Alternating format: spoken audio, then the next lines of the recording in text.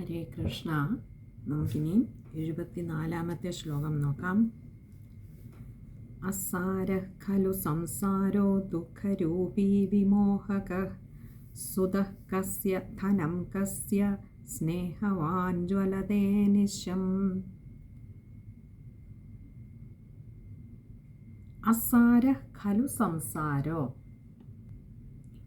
നമുക്ക് ഈ 74 മുതൽ 76 വരെയുള്ള ശ്ലോകങ്ങളിൽ നമുക്ക് ആ ഗോകർണൻ തൻ്റെ പിതാവിന് കൊടുത്ത ആത്മോപദേശമാണ്. അഥവാ ആ ദുഃഖ നിവാരണത്തിന് വേണ്ട സാരം എന്താണോ, സാരോപദേശം എന്തായിരുന്നോ വേണ്ടിയിരുന്നത്, എന്തറിഞ്ഞാലാണോ ഈ എല്ലാ ദുഃഖങ്ങളെയും മറികടക്കാനാവുന്നത്, ആ ഒരു ഉപദേശമാണ് ഇനിയുള്ള 3 ശ്ലോകങ്ങളിൽ നമുക്ക് കാണുവാൻ കഴിയുന്നത്. ഇവിടെ പറയുകയാണ്, അസാര ഖലു സംസാരോ. അസാര സാരമില്ലാത്തതാണ്, നിസ്സാരമാണ്. എന്ത്? ഖലു സംസാരോ. ഈ സംസാരം എന്ന് പറയുന്നത് തീർത്തും നിസ്സാരമാണ്. നിസ്സാരമാണ് എന്ന് പറഞ്ഞാൽ അതിന് അത്രയ്ക്കുള്ള ഒരു മൂല്യമേയുള്ളൂ. നമ്മളൊക്കെ എത്രമാത്രം അമിത മൂല്യം ഈ സംസാരത്തിന് കൽപ്പിക്കുന്നുവോ, ഈ ജന്മത്തെ എന്തൊക്കെയോ നേടാനുണ്ട്, എന്തൊക്കെയോ ഞാൻ നേടി എന്ന് കരുതുക, ആ നേടിക്കഴിയുമ്പോഴും വീണ്ടും എന്തൊക്കെയോ നേടാനുണ്ട് എന്ന് കരുതി അതിൻ്റെ പിന്നാലെ പായുക, മനസ്സൊരിക്കലും തൃപ്തി അടങ്ങാതെ അങ്ങനെ പാഞ്ഞുകൊണ്ടേ ഇരിക്കുകയാണ്. എത്ര കിട്ടിയാലും അടങ്ങാത്തതാണ് മോഹങ്ങളുടെ ഈ ഒരു സാഗരം എന്ന് പറയുന്നത് തന്നെ. എന്നാലോ ഈ നേടുന്നതൊക്കെയും നിസ്സാരമാണ് താനും. അതിന് എപ്പോഴാണ് സാരമുള്ളതാകുന്നത്? അത് എന്നെന്നും നിലനിൽക്കുന്നതാണെങ്കിൽ, ഒരു കാലത്തും നമ്മളെ ദുഃഖിപ്പിക്കുന്നതല്ലെങ്കിൽ അത് സാരമുള്ളതാണ്. ഇവിടെ പറയുകയാണ്, ഈ സംസാരം എന്ന് പറയുന്നത് തന്നെ നിസ്സാരമാണ്. അതിന് അത്രയ്ക്കുള്ള മൂല്യമേ ഉള്ളൂ. ഇന്ന് വരും, നാളെ പോകും. ഇന്ന് ദുഃഖിപ്പിക്കും, നാളെ സന്തോഷിപ്പിക്കും, വീണ്ടും ദുഃഖിപ്പിക്കും എന്നുള്ള ഈ സത്യം അറിയുക. ഇതിങ്ങനെ ഒരു കടലിലകപ്പെട്ട ഒരു വസ്തു എപ്രകാരമാണോ മുങ്ങിയും പൊങ്ങിയും അങ്ങനെ പോകുന്നത്, അതേപോലെ ഈ സംസാരമാകുന്ന സാഗരത്തിൽ നമ്മളിങ്ങനെ മുങ്ങിയും പൊങ്ങിയും പോവുകയാണെന്നറിയുക. ഇത് നിസ്സാരമാണെന്നറിയുക. ഇതിനപ്പുറം ഒരു മറുകരയുണ്ടെന്നറിയുക. ലക്ഷ്യം അതാണെന്നറിയുക. അതിന് മാത്രമാണ് മൂല്യമുള്ളത് എന്നറിയുക. ആ മൂല്യമുള്ളതിനെ അറിഞ്ഞുകൊണ്ട് അതിലേക്കുള്ള പ്രയാണം നടത്തുമ്പോൾ നിസ്സാരമായിട്ടുള്ളതിനെ, മൂല്യമില്ലാത്തതിനെ വല്ലാതെ കണ്ടങ്ങോട്ട് ആശ്രയിക്കുകയില്ല. അപ്പോൾ ഈ സംസാരം എന്ന് പറയുന്നത് നിസ്സാരമാണ്. ദുഃഖരൂപി വിമോഹക. കഴിഞ്ഞില്ല. ഈ സംസാരം എന്ന് പറയുന്നത് ദുഃഖരൂപി. അതിൻ്റെ രൂപം, അതിൻ്റെ സ്വരൂപം എന്താണെന്ന് വെച്ചാൽ അത് ദുഃഖമാണ്. അതിൻ്റെ സ്വരൂപം പുറമേ സന്തോഷത്തെ തോന്നിപ്പിച്ചുകൊണ്ട് നമ്മളെ അതിലേക്ക് ആകർഷിക്കുന്നു. ആ കാണുന്ന മാത്രയിൽ തോന്നുന്ന ഒരു സന്തോഷം, അല്ലെങ്കിൽ നിമിഷ നേരത്തേക്കുണ്ടാകുന്ന സന്തോഷം അതിൻ്റെ ഉള്ളിലേക്ക് ഇറങ്ങും തോറും അത് കൂടുതൽ ദുഃഖിപ്പിക്കുന്നു. അപ്പോൾ അതിൻ്റെ രൂപമേ, സ്വരൂപമേ ദുഃഖമാണ് സംസാരത്തിൻ്റെ. അതറിയുക.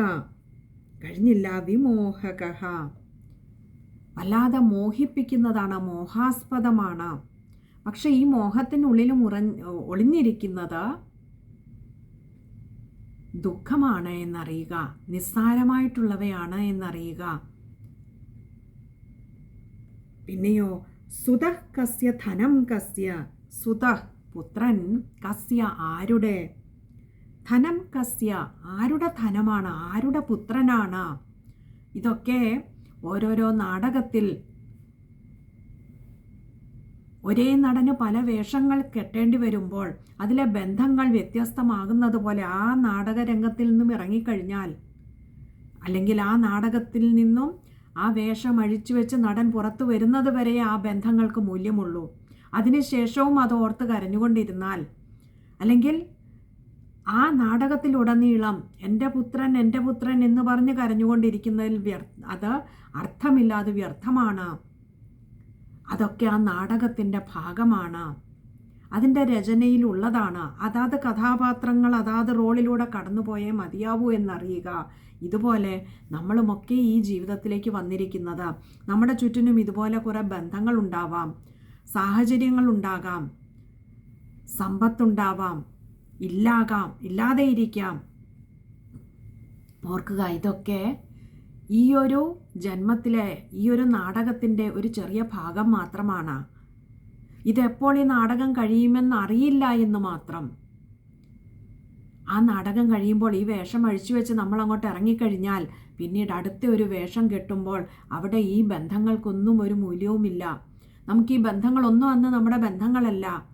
ഈ ബന്ധങ്ങളൊക്കെ ബന്ധനങ്ങളായി ഇന്ന് നമ്മളെ ഇവിടെ കുടുക്കിയിടുന്നത് ഈ ഒരു സത്യത്തെ അറിയാത്തത് കൊണ്ടാണ്.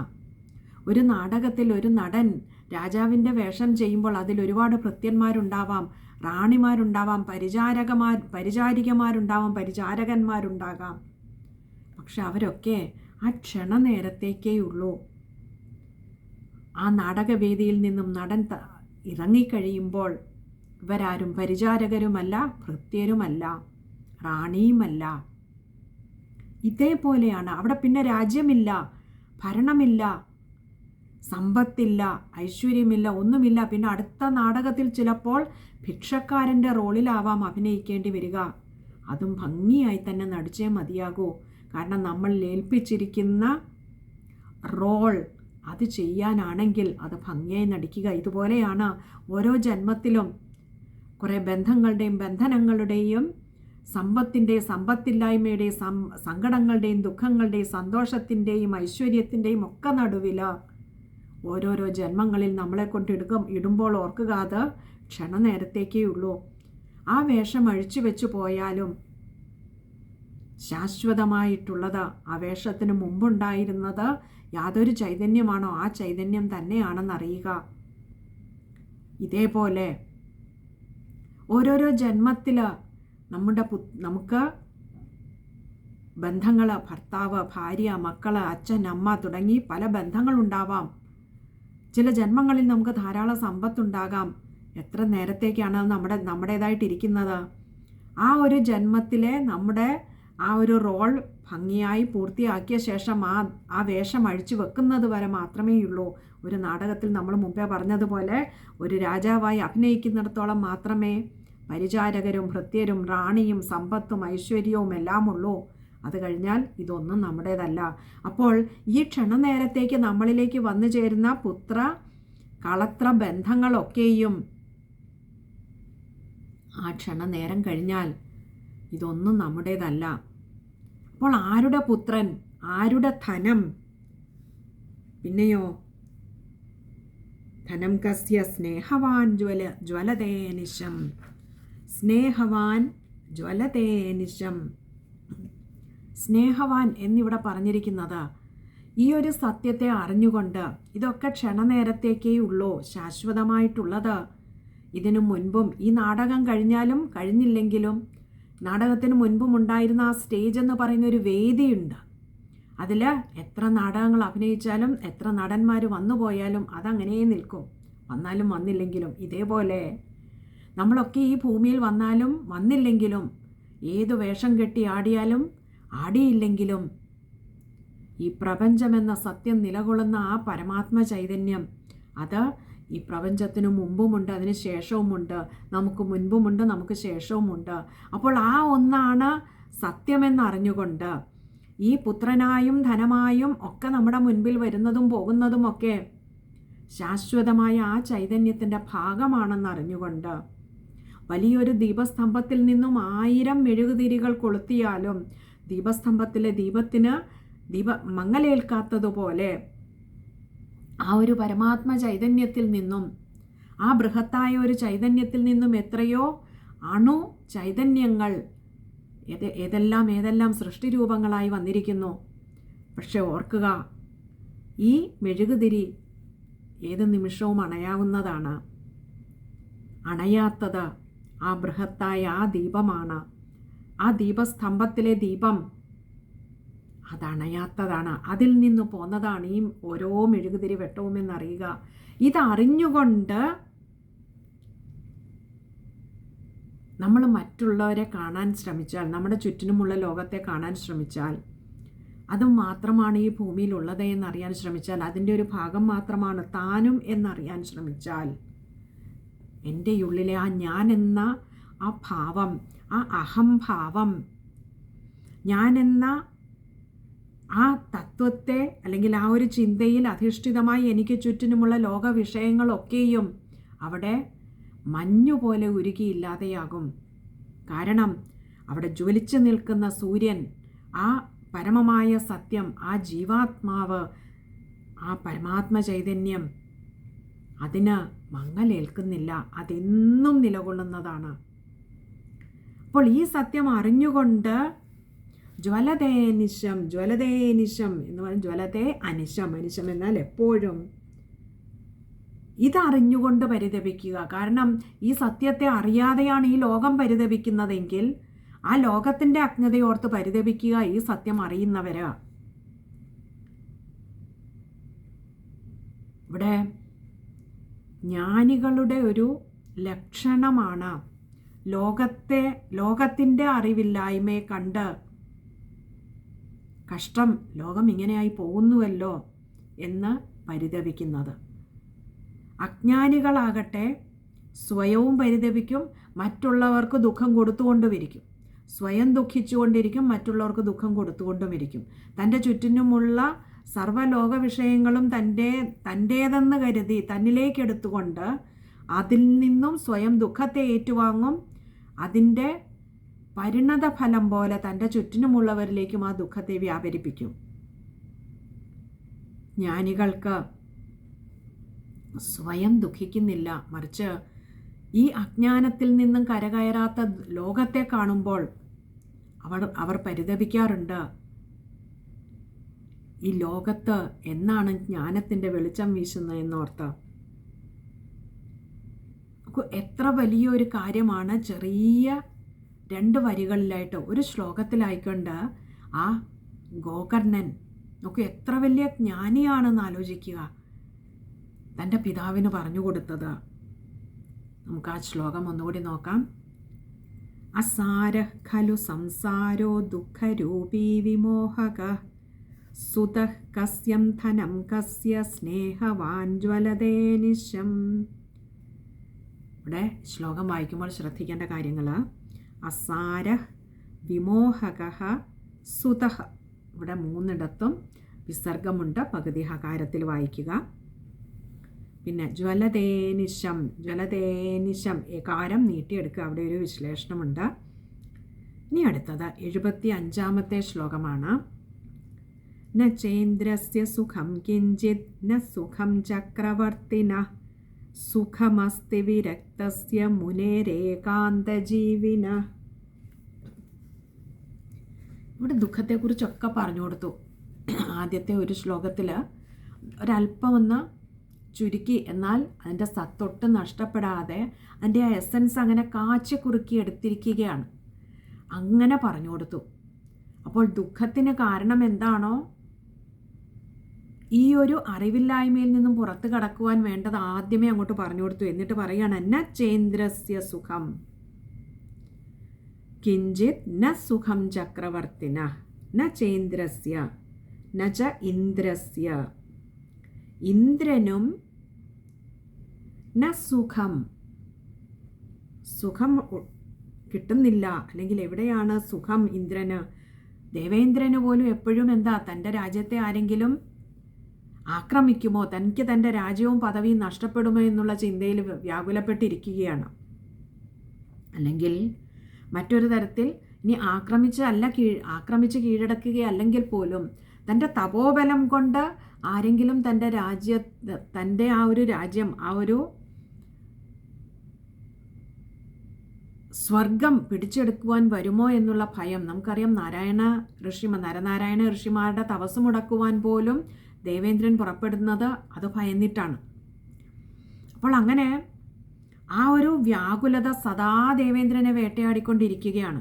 സമ്പത്തിൻ്റെ നടുവിലിരിക്കുമ്പോഴും അതേ സമ്പത്ത് തനിക്ക് നഷ്ടപ്പെടുമോ എന്നുള്ള ദുഃഖം സദാ ദുഃഖിപ്പിച്ചുകൊണ്ടും ഇരിക്കുകയാണ്.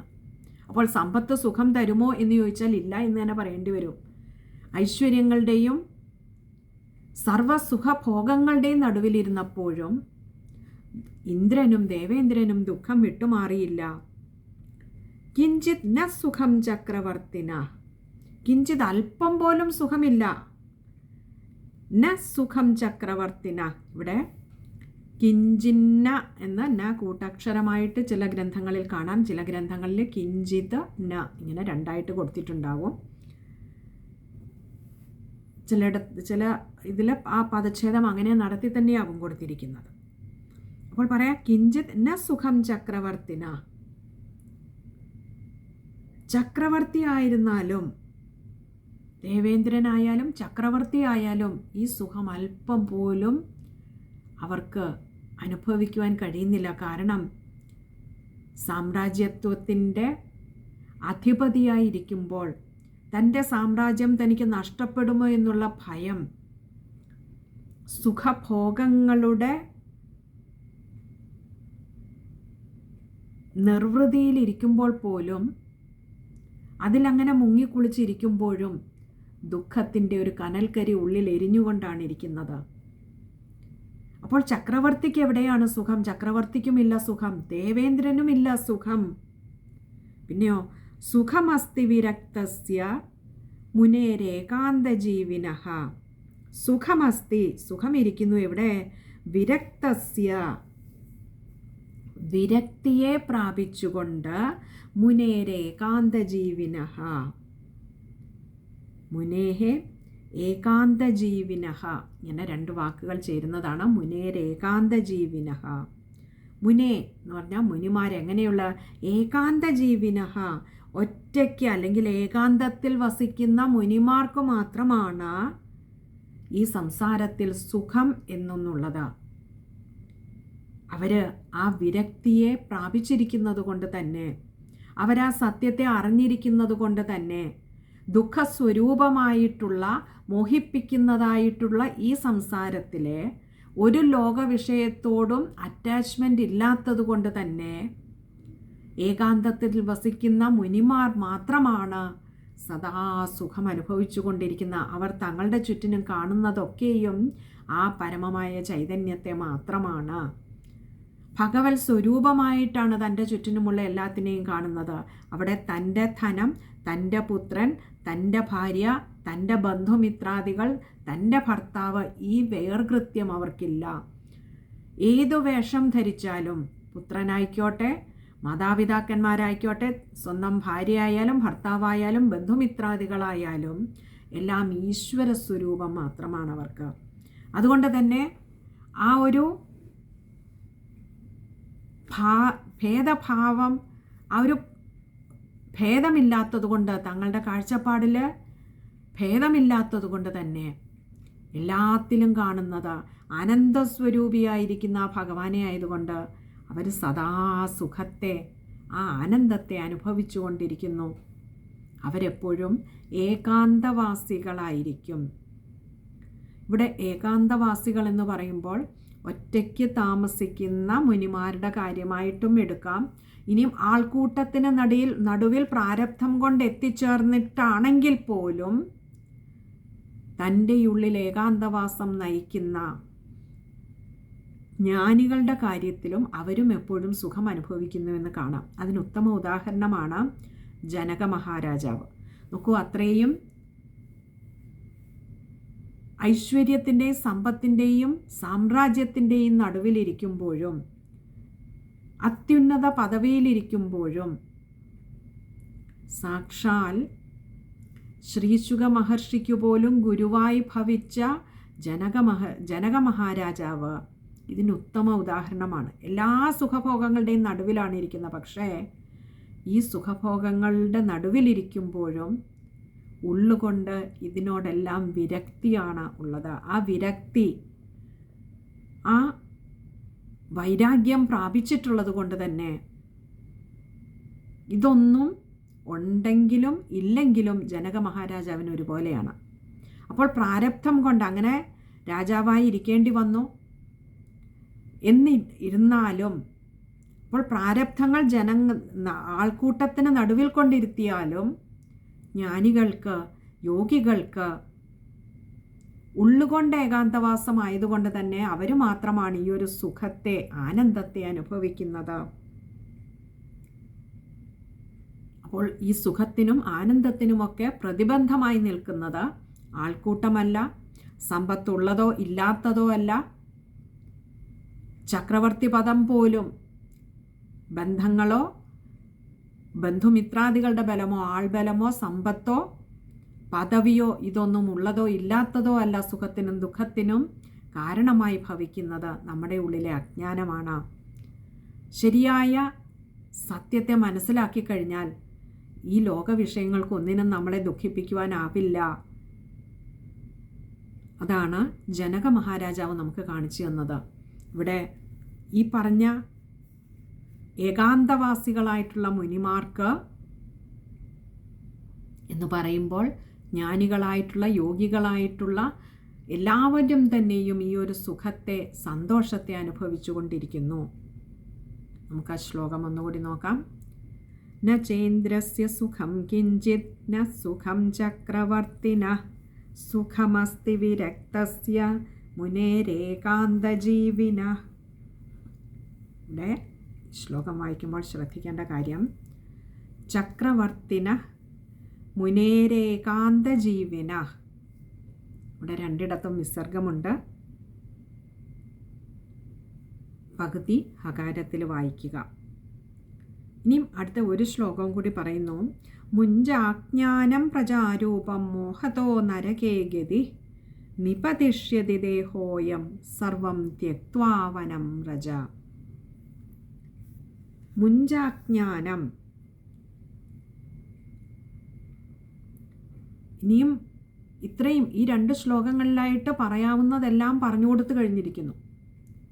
ദുഃഖത്തിൻ്റെ മൂലകാരണം എന്താണോ ആ കാരണത്തെ ഉന്മൂലനം ചെയ്തു കഴിഞ്ഞാൽ, ആ കാരണത്തെ വേരോടെ അറുത്തു മാറ്റിക്കഴിഞ്ഞാൽ നമുക്ക് ദുഃഖത്തിൽ നിന്നും കരകയറാനാവുമെന്ന് പിതാവിന് പറഞ്ഞു കൊടുത്തിട്ട് പറഞ്ഞു മുഞ്ചാജ്ഞാനം. മുഞ്ച അജ്ഞാനമാണ് മുഞ്ചാജ്ഞാനം. മുഞ്ച വിടുക. എന്തിനെ? അജ്ഞാനം. അജ്ഞാനത്തെ വിടുക. ഇവിടെ അജ്ഞാനം എന്നതുകൊണ്ട് ഉദ്ദേശിച്ചത് ഈ പുത്രൻ എന്നുള്ള മമതാബന്ധത്തെയാണ്. അപ്പോൾ ആ പുത്രൻ എന്നുള്ള അജ്ഞാനത്തെ, ആ മമതാബന്ധത്തെ അങ്ങോട്ട് വിടുക. പ്രജാരൂപം മോഹതോ നരകേ ഗതി. ഇവിടെ പ്രജാരൂപത്തിലുള്ള, അതായത് പുത്രൻ്റെ രൂപത്തിൽ മുൻപിൽ വന്ന് നിൽക്കുന്ന ഈ അജ്ഞാനത്തെ മുറുകെ പിടിച്ചുകൊണ്ടിരിക്കാതെ അതിനെ അങ്ങോട്ട് വിടുക. വിട്ടിട്ട് മോഹതോ നരകേ ഗതി.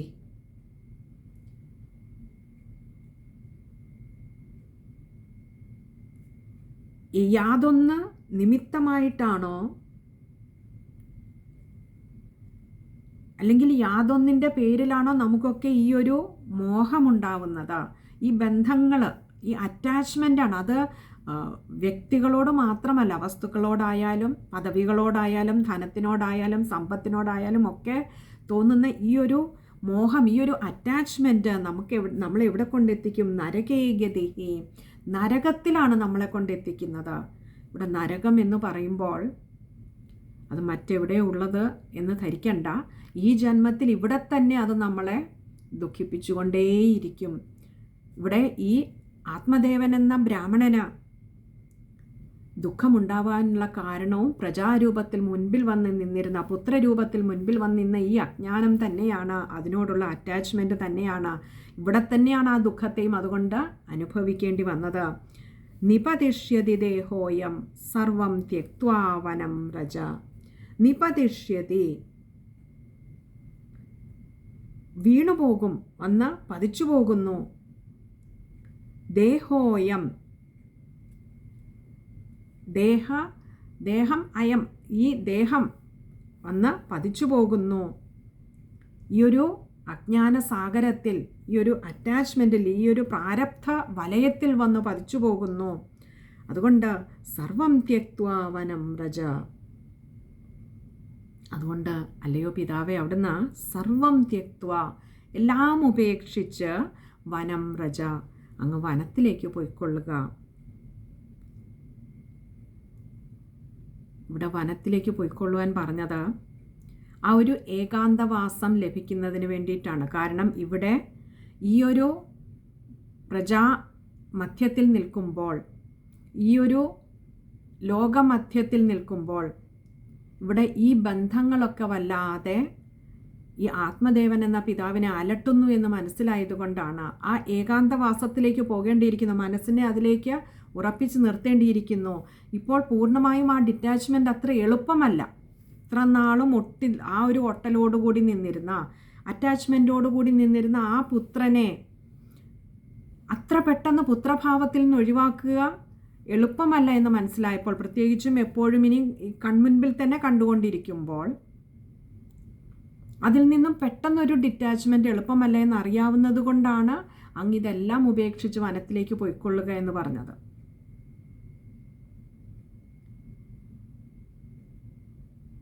അപ്പോൾ സൽപുത്രന്മാരല്ല എങ്കിൽ ഇതുപോലെയുള്ള കുപുത്രന്മാരാവുമ്പോൾ നമ്മുടെ കൺമുൻപിൽ കണ്ടുകൊണ്ടിരിക്കുന്നിടത്തോളം കാലം ആ പുത്രന്മാർ നമ്മളെ ദുഃഖിപ്പിച്ചുകൊണ്ടേയിരിക്കും. അനുനിമിഷം ആ ദുഃഖം ഇരട്ടിച്ചുകൊണ്ടുമിരിക്കും. അതായത് ഒരേ അളവിലല്ല നിൽക്കുക, വീണ്ടും വീണ്ടും വർദ്ധിക്കും. എന്താ, ഓരോ ദിവസവും ഓരോ നിമിഷവും കൂടുതൽ കൂടുതൽ കുൽസിത പ്രവർത്തികൾ ഇതുപോലെ സന്തതികളിൽ നിന്ന് കാണുമ്പോൾ അത് കൂടുതൽ നമ്മളെ ദുഃഖിപ്പിക്കും. അനുനിമിഷം ഓരോ ദിവസവും അതിൻ്റെ ദുഃഖത്തിൻ്റെ ആക്കം വർദ്ധിപ്പിച്ചുകൊണ്ടിരിക്കും. മറിച്ച് അങ്ങനെ ഒരു പുത്രൻ മരിച്ചുപോയി എന്നിരിക്കട്ടെ, ആ ഒരു ആദ്യം ഉണ്ടാകുന്ന ആ ഒരു ഡിറ്റാച്ച്മെൻറ്റിൻ്റെ ഷോക്ക് കഴിഞ്ഞാൽ ആ ഒരു ആഘാതത്തിൽ നിന്നും നാം പതിയെ പതിയെ കരകയറും. ഏതൊരു വിയോഗവും ആദ്യം ഒരു ആഘാതമായി ഭവിക്കുമെങ്കിലും പിന്നീട് പതിയെ പതിയെ അതിൽ നിന്ന് കരകയറും. അത് പ്രകൃതി സ്വഭാവമാണ്. അപ്പോൾ അങ്ങനെ പതിയെ പതിയെ ആ മരിച്ചതിന് ശേഷം പിന്നീട് കരകയറുമ്പോൾ ഉള്ളിൽ തോന്നുന്നത് ആശ്വാസമാവും. ഒരു ഡിറ്റാച്ച്മെൻറ്റ് താനെ വന്നു ചേരും. ഇങ്ങനെയുള്ള ഒരു പുത്രൻ ഈ ലോകത്തിന് തന്നെ ഭാരമായി ഇരിക്കുന്നതിലും നല്ലത് മരണം തന്നെയാണ്. ഭഗവാന്റെ കാരുണ്യമാണ്, ലോക നന്മയ്ക്ക് വേണ്ടി ഭഗവാൻ കാണിച്ച കാരുണ്യമാണ് എന്ന് തിരിച്ചറിഞ്ഞു തുടങ്ങും. മറിച്ച് ആ പുത്രൻ ഭൂമിയിൽ ജീവിച്ചിരിക്കുന്നിടത്തോളം ആ ചിന്തയുണ്ടാവില്ല. കൺമുൻപിൽ കണ്ടുകൊണ്ടിരിക്കും തോറും കുപുത്രനായിരുന്നാലും മമതാബന്ധത്തിൽ നിന്നും വിട്ടുപോവുക ബുദ്ധിമുട്ടാണ്. അതുകൊണ്ടാണ് ഇവിടെ പിതാവിനോട് പറഞ്ഞത്, അങ്ങ് എല്ലാം ഉപേക്ഷിച്ച് വനത്തിലേക്ക് പോയിക്കൊള്ളുക. കൺമുൻപിൽ കാണാതെ ഇരിക്കുമ്പോൾ ഈയൊരു ആത്മതത്വത്തെ വിചാരം ചെയ്തുകൊണ്ടിരിക്കുമ്പോൾ തൻ്റെ പ്രാരബ്ധം കൊണ്ടാണ് തൻ്റെ കൺമുൻപിൽ പ്രജാരൂപത്തിൽ ഈ ദുഃഖം വന്നു ചേർന്നത് എന്നറിയുമ്പോൾ ദുഃഖത്തിൽ നിന്നും കരകയറാൻ വേണ്ടി താനെ ആത്മതത്വ വിചാരത്തിലൂടെ, ആ പരിശ്രമത്തിലൂടെ ഈ ഡിറ്റാച്ച്മെൻറ്റ് താനെ വന്നു ചേരും. അതുകൊണ്ടാണ് ഇവിടെ പിതാവിനോട് പറഞ്ഞ എല്ലാം ഉപേക്ഷിച്ച് അങ്ങ് വനത്തിലേക്ക് പൊയ്ക്കൊള്ളുക. ആ ഏകാന്തവാസം അങ്ങേക്കിപ്പോൾ ആവശ്യമായിരിക്കുന്നു. അതിലൂടെ മാത്രമേ അങ്ങേക്കിനിയും ഈ ദുഃഖത്തിൽ നിന്നും പരിപൂർണമായും കരകയറുവാൻ കഴിയുകയുള്ളൂ. വളരെ മഹത്തായ 3 ശ്ലോകങ്ങളിലൂടെ പരമജ്ഞാനിയായിട്ടുള്ള ഗോകർണൻ പിതാവിന് വേണ്ടത് മുഴുവൻ പറഞ്ഞു കൊടുത്തിരിക്കുന്നു. ദുഃഖത്തിന് കാരണം, അതിനെ എങ്ങനെ ഉന്മൂലനാശം വരുത്തണം, അല്ലെങ്കിൽ എങ്ങനെ കരകയറണം, പിന്നെ കരകയറാനുള്ള മാർഗവും ഉപദേശിച്ചു. ഇതാണ് ഒരു ശരിയായ ജ്ഞാനിയുടെ ലക്ഷണം. അറ്റാച്ച്മെൻറ്റ് കുറയ്ക്കുന്നതിനായിരിക്കും ഒരു ജ്ഞാനി എപ്പോഴും കൂടുതൽ മുൻതൂക്കം കൊടുക്കുക. നമുക്ക് ആ ശ്ലോകം ഒന്നുകൂടി നോക്കാം. മുഞ്ചാജ്ഞാനം പ്രജാരൂപം മോഹതോ നരകേ ഗതി നിപതിഷ്യതി ദേഹോയം സർവം ത്യക്ത്വാ വനം വ്രജാൻ. ആ ശ്ലോകം വായിക്കുമ്പോൾ ശ്രദ്ധിക്കേണ്ട കാര്യങ്ങൾ, മുഞ്ച അജ്ഞാനമാണ്. മുഞ്ച ആജ്ഞാനം, അത് അകാരമായി ശ്രദ്ധിക്കുക. പിന്നെ ഗതി, അവിടെ വിസർഗമുണ്ട്, പകുതി ഹകാരത്തിൽ വായിക്കുക. ദേഹോയം, അവിടെ ഓകാരം നീട്ടിയെടുക്കുക. ഇത്രയും കാര്യങ്ങളാണ് ആ ഒരു ശ്ലോകത്തിൽ ശ്രദ്ധിക്കേണ്ടതായിട്ടുള്ളത്. ഇനി അടുത്തത് 77ാമത്തെ ശ്ലോകമാണ്. അത് നമുക്ക് അടുത്ത സത്സംഗത്തിൽ കാണാമെന്ന് കരുതുന്നു. ഹരേ കൃഷ്ണ.